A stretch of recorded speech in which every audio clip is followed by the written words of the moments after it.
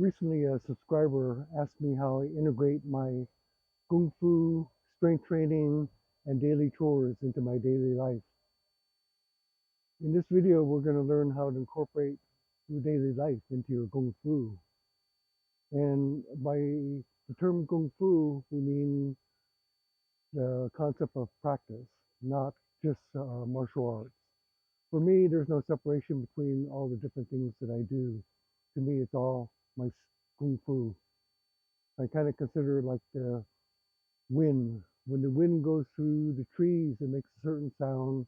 When it goes over the ocean, it makes a different sound. When it's flying through the desert, but it's the same wind, but it takes the form of the thing that is traveling through. In the same way, like Kung Fu remains the same, but no matter what I'm doing, that's the different form. So we're going to find out that a lot of it, all this is basically your own perception and your mindset, what you consider. I used to practice Zen. I was lived in the Zen community for 2 years, studying under Bill Kwong, who was a student of Suzuki Roshi. And Suzuki Roshi of the San Francisco Zen Center wrote a book called Zen Mind, Beginner's Mind. And one of the greatest quotes in that book that I always love, he said, if you want to contain your cattle or your sheep, have a big field. And I took that to mean that instead of trying to keep your animals, your livestock, in a little pen, and they would always be fighting to get out of the pen, open up the pen, open up your expansion of your understanding of your concept of what you normally categorize as the pen, is your categorization of what you consider your Kung Fu, and open it up so it encompasses much more things. And so whether, I've said this before, whether I'm doing my martial arts, my Chinese classical Kung Fu, if I'm doing non-classical Kung Fu martial arts, if I'm doing my archery, or if I'm doing even my pistol shooting practice, to me it's all the same practice. I approach it exactly the same way. In Zen, there is what's known as working meditation, and Zen and in the Chinese version, Chan and Zen are basically the same. They incorporate working into their meditation, and in Zen, Zen can encompass many things. You've always heard the term the Zen of archery, the Zen of motorcycle maintenance. That's when Americans learned that Zen went more than just like Zen Buddhism, but Zen was a mind concept. And I'm not going to get into the difference between no mind, Zen, and mindfulness, which is um, just kind of yin and yang. But also, Kung Fu is very much like Zen in that Kung Fu, the practice of Kung Fu, which literally means time dedicated to practice, can mean no matter what you're doing. Okay. So as long as you accept that Kung Fu is whatever you're doing, it opens up that expansion of your category so that you can actually use what you do in daily life to become part of your practice. And we're going to talk about that more in a little while. One of my favorite sayings that is that before there was CrossFit, there was work. I kind of like smile when I see people doing CrossFit and they're like using a sledge and hammering a tire, or when I'm splitting my winter's wood. You've all seen like a photo of me in front of this humongous wood pile for the winter. We usually go through 3.5 to 4 cords of wood a winter, and that's all something that I split, cut and split with a splitter and stack and move into the house. All that labor is basically the same as somebody doing a sledge on a tire for CrossFit. You've seen the Navy SEALs where they drag logs, and when I cut logs, I have to drag the log out of where I cut it and put it in a big pile. And so all that is really no different, this work. And again, it comes into basically your mind concept of what you accept as work or what you accept as, say, strength training or physical fitness. And so this is springtime. We live in a fire zone. So this is June and July. We have to get ready for fire preparation. So this last few weeks, basically 3.5 to 4 weeks, I've been having to do weed eating to clear the property. We live on 5 acres, and that's a lot. Not all of it is grass. There's woods, but then we have to kind of clear areas around the woods to make it safe as well. But this last 2 weeks, basically the last 2 weeks, I've had to trim the field down below. We have a field down below the house, and that is grass. Normally, our donkeys keep the field down, but over the past number of years, our donkeys have died. We went from 4 donkeys, and the last year we lost another donkey, and so now we're down to one donkey, Adam, who's seen in the videos. And Adam can't keep up with keeping the grass down, and he's kind of sad about going down to the field by himself. So this year I had the humongous task of trimming, cutting down all the grass in this 1.5 acres. 1.5 acres is works out to about 65,000 square feet. That's a lot of area to cover. So this is my weed eating setup. This is a Still 131. It's a heavy duty weed eater. It weighs about 12.5 pounds. Has a harness set up so that it controls the weight pretty much. And it has a bike handle, which I really like because with the bike handle set up, you can face forward instead of like one handle where you have to like be at a torque angle, which is very hard on your back. So after about the first day or two of weed eating, I found that this was going to be a really hard task because that 12.5 pound extra weight of the heavy duty weed eater starts to wear on you. As well, wearing the harness puts all the weight on your shoulders. And a lot of times you have to kind of bend over in order to, get the right angle. So after the first 1 or 2 days, my back really started to hurt.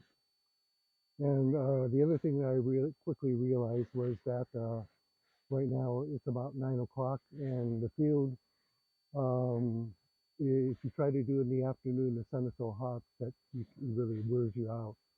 So I had to do it as morning practice. And of course, that eliminated my Kung Fu practice, which I normally did in the morning.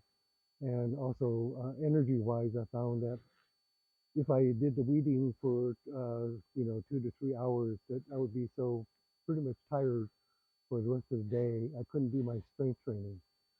So the first thing I realized was that this task was going to probably take about 2 weeks. And so what I had to do was I had to give up my idea of my Kung Fu practice and see how I could actually use the weed eater task that I had on hand to incorporate that and practice some of my Kung Fu training while I'm doing the weed eating. And so that's what this video about, how I incorporated the weed eating into my Kung Fu. And as the beginning of the video talks about, how to incorporate everything that you have to do in your daily life into your Kung Fu practice. So one of the first things I did was I realized the harness was going to create a lot of back problems. And at first I started to wear a weight belt, kind of a supportive weight belt. And that helped a little bit, but it didn't really help. It comes off off the clip. So I got rid of the harness.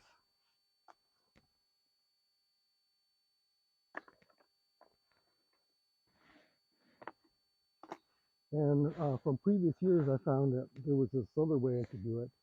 You wear a heavy duty belt, and this hook is made for drills for when you're doing construction.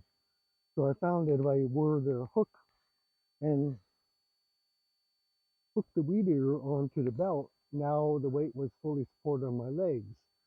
Now what that did in terms of training was it allowed my back to be free and not the weight. I didn't have to like worry about my back hurting and stuff. And so now the weight being totally translated on my legs being fairly strong from all my Shaolin practice, I was able to just assume kind of a slightly bent knee stance and support the total weight of the weed eater on my waist. And that really changed the way that I actually approached this and incorporating this into my practice.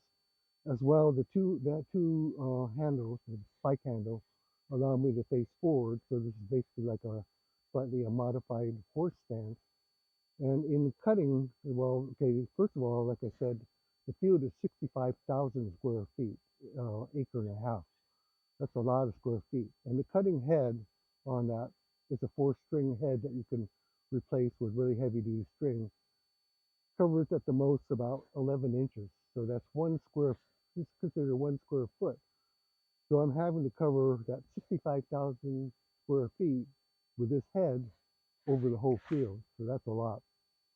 But now, when you have a suspension system like this, you can swing this motion and you get a cutting path of about 4 to 5 feet. So now this translates the cutting, the weed eater, I'll call it the weed eater practice, the weed eater Gong Fu, into body rotation. And of course, in Kung Fu, we use a lot of body rotation. So this was how I helped to translate this into sort of horse stance body rotation. The other thing that happened in the course of the weed eating was I discovered that because of the tension and having to control the weed eater, I was kind of excessively gripping the handle. And anything that you do physically that takes some tension takes away from your stamina and your chi and your ability to function, fluidly. So what I started to do was to realize that this was kind of like pushing hands, like toy show, by uh, because now what I did was I set up the balance of the weed eater so that it pretty much supports itself at the right angle. So now I could just totally try to learn how to relax and move the cutting head back and forth. Let the cutting head do the job instead of trying to push it through the grass. Just guide it and try to stay as relaxed as possible while we're doing the cutting. So this became basically in Zen, you have this walking meditation. And in the walking meditation looks kind of like this. It's just kind of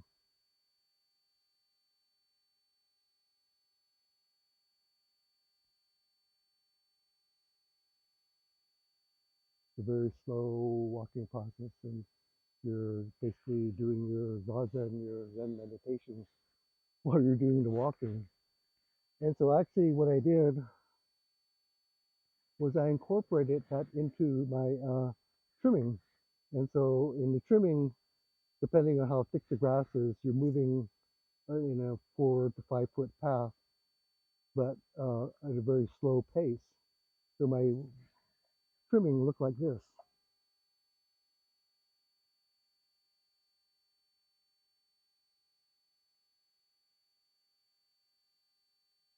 So now I incorporated my practice of Zen meditation, Zen walking meditation, Zen working meditation, and my Gong Fu horse stance, and my body rotation for core practice, and basically aerobic because this takes a lot of energy training. This was probably more energy than walking a few miles a day. And also the pushing hands practice where I'm kind of trying to stay relaxed with my grip and manipulate the machine and let the machine totally do the work. Work on like a universal pose where you kind of translate your body relaxation into physical effort. And all those things I used in the practice of cutting this field, which took me basically 2 weeks, 3 hours a day. With sometimes I do hour and a half in the morning and hour and a half in the evening. So that's an example of how I incorporated my task that was in front of me. I gave up the Kung Fu practice. And, one of the things that I stressed in some of my videos, you're better, is that you have to kind of know how much you can let go of your practice and how much your practice will degrade, um, so that you have confidence in not having to be like so attached to doing it every day. That saying one day misses 100 days back. That probably applies in the beginning, but when you've been doing it for a long time, you really have to know how to not practice as well as practice. And the other thing that helped me in kind of like keying in on using this as a practice was I had to let go of my strength training, but of course this is core practice and aerobic practice. And um, also, in my past history of bodybuilding and weight training, I learned that you have muscle memory, and so you can go for like a few, up to a month or two, and yeah, your strength would drop a little bit, but you can bring it back up pretty fast. So I was able to kind of like not be attached to my training so much that I could switch over to doing my chore, and all that's all part of the vast amount of training that you gain confidence in your training so that you can let go of it and know where to let go of it. And so the factors in this is to basically open up your categories so that you can utilize what you do in your daily life into your kung fu training. Like I said, like Suzuki Roshi said, have a big field to contain your livestock.